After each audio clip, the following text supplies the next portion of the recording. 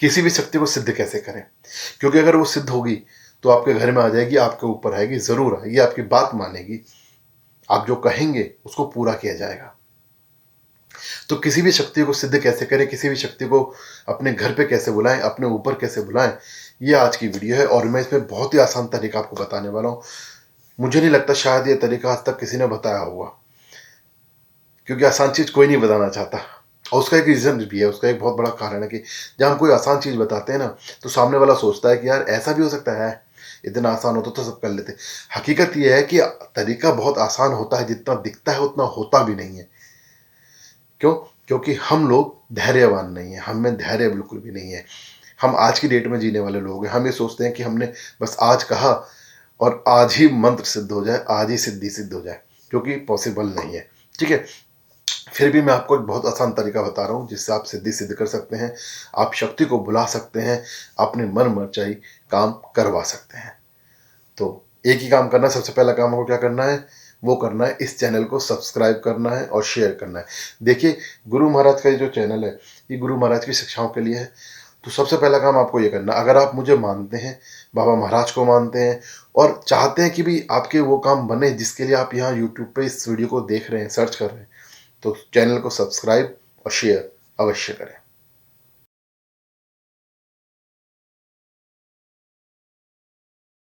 जय जय गुरु गोरखनाथ, जय हो धाम हर की जय, बागड़ की सरकार तेरी सदा है जय हो। तो स्वागत करता हूँ चेला गोरख का यूट्यूब चैनल।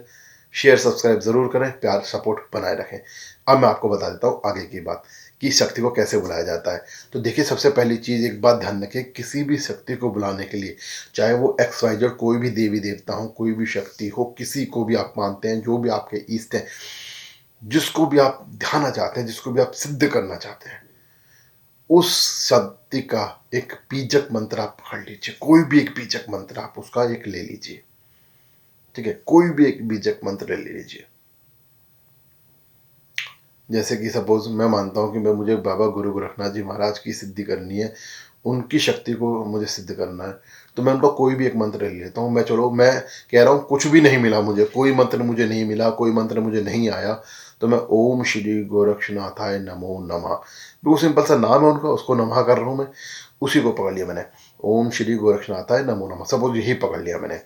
अब क्या करूँगा मैं, पहला कार्य आपको क्या करना है, पहला कार्य आपको ये करना है कि अपने तन मन को शुद्ध रखना। जब भी आप पूजा करें, तन मन को शुद्ध, मतलब आपको स्नान आदि करना है, आपके विचार शुद्ध होने चाहिए और आपको मन करके आपको पूजा शुरू करनी है।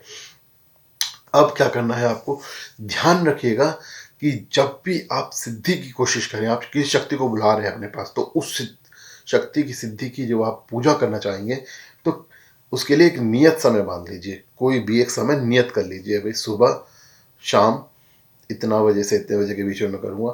एक नियम अपना बांध लीजिए, एक समय नियत कर लीजिए कि भाई उस समय मुझे पूजा करनी है। ठीक है? अब उस समय में, पर्टिकुलर समय जो आपने बांधा है, उस पर्टिकुलर समय में आप जो बीजक मंत्र आपको मिला था या जो मंत्र आपने बनाया है, उस मंत्र को लेके आप उनका जाप करना शुरू कीजिए, उस शक्ति का आह्वान करना शुरू कीजिए, जाप करना शुरू कीजिए। देखिए, मैं आपको बताऊं, उससे क्या होगा कि आपके आस पड़ोस जब आप उस मंत्र को लगातार पढ़ेंगे, उसका जाप करेंगे, आप एक नियत समय पे प्रतिदिन उसका जाप करेंगे, तो उससे क्या होगा कि विद इन मंथ, यानी कि 1 महीने के अंदर ना, पहला जो हमारा पड़ाव होता है वो सवा महीने का होता है। सवा महीने के अंदर आप जब आप करेंगे, तो उस एक सवा महीने के अंदर आपके चारों तरफ एक गोला, एक शक्ति का ऑरा बन जाएगा, एक चीज़ बन जाएगी, जिससे आपके अंदर कुछ एनर्जी महसूस होगी, आपके अंदर अनुभव महसूस होने शुरू हो जाते हैं, आपको कुछ नई नई चीज़ें पता चलनी शुरू हो जाती है।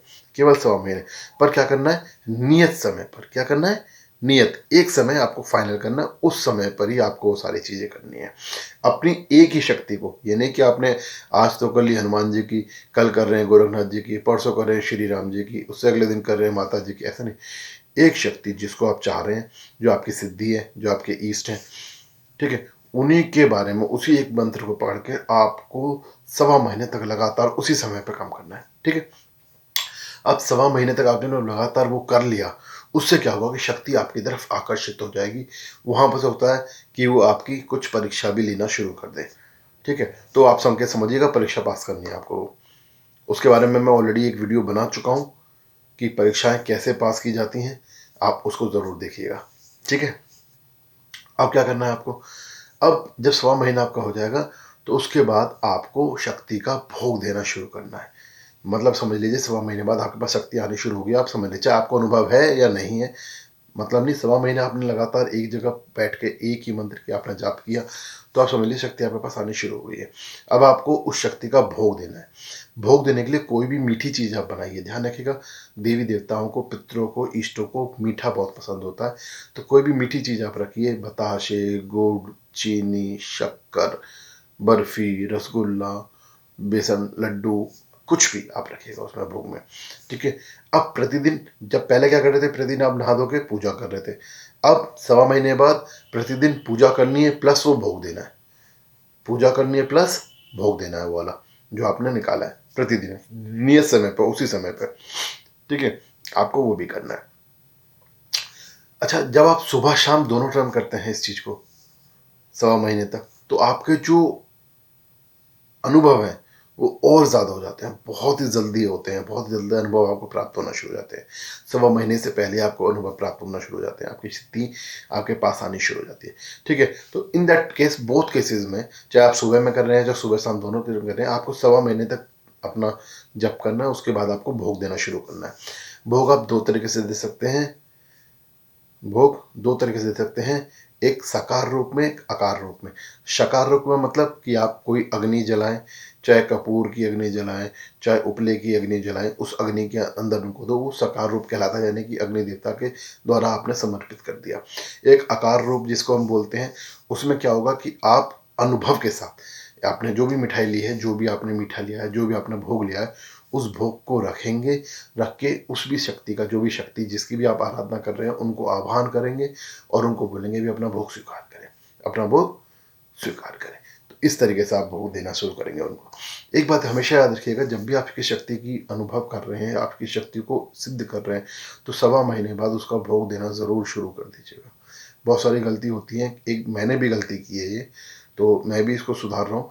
हो जाती हैं, मैं कह रहा हूँ, देखिए, समय समय पर भगवान ईश्वर, आपकी सिद्ध, आपकी शक्ति आपको चिताती है कि भी आप ये गलती कर रहे हैं, आपको इसको सुधारना है। ठीक है, तो आपको जो है ना भोग देना शुरू करना है। जब आप ये दोनों कार्य करना शुरू करते हैं, अब एक तरफ तो आप मंत्र कर रहे हैं, लगातार जाप कर रहे हैं एक ही समय पर, नियत समय पर, एक तरीके से, और उसके साथ आप भोग देना शुरू कर दिया आपने, उसके साथ आपने भोग देना शुरू कर दिया, मैं आपको गारंटी देता हूँ, आप जिस भी शक्ति को आह्वान करेंगे वो शक्ति जरूर आएगी आपके पास। अब उसके बाद वो शक्ति की जो परीक्षा है उसमें आपको पास होना। अगर आप पास हो गए तो शक्ति आपकी, नहीं पास हुए तो झटके लगेंगे, फिर दोबारा आपको देनी है, फिर आपको करनी है, प्रयास करते रहना है, और आप अपनी शक्ति को बुलाने में कामयाब हो जाएंगे। हमेशा याद रखिए कि आपके अपने जो विश्वास है, जो भक्ति है, आपकी जो श्रद्धा है, उसको जितना ज़्यादा आप रखेंगे, उसी में आपका वो कामयाबी मिलनी है, उसी से आपको कामयाबी मिलनी है, वही चीज़ आपको कामयाब करेगी। तो आपकी कामयाबी का राज कहाँ है? आपकी अपनी खुद की भक्ति में, खुद की श्रद्धा में। तो कामयाब होने के लिए आपको करना है। ठीक है, अब आपको छोटा सा काम क्या करना है, अब आपने ये वीडियो देख ली, आपने वो समझ लिया, अब आपको चैनल को सब्सक्राइब करना है और शेयर करना है, और साथ में इस सवाल का जवाब देना है कमेंट बॉक्स में, जिसके जवाब मैं पढ़ता भी हूँ और आपको रिप्लाई भी करता हूँ। अब आपका सवाल क्या है? आज का सवाल सुनिए। सवाल मुझे ये बताइएगा, माता बाछल, जो माता बाछल ने जो बाबा गोरखनाथ जी की तपस्या में, साधना में भक्ति की थी, पूजा की थी, उनकी साधना की थी, वो कितने वर्ष की थी और कितने वर्ष बाद उनको आशीर्वाद मिला था बाबा गोरखनाथ जी महाराज से?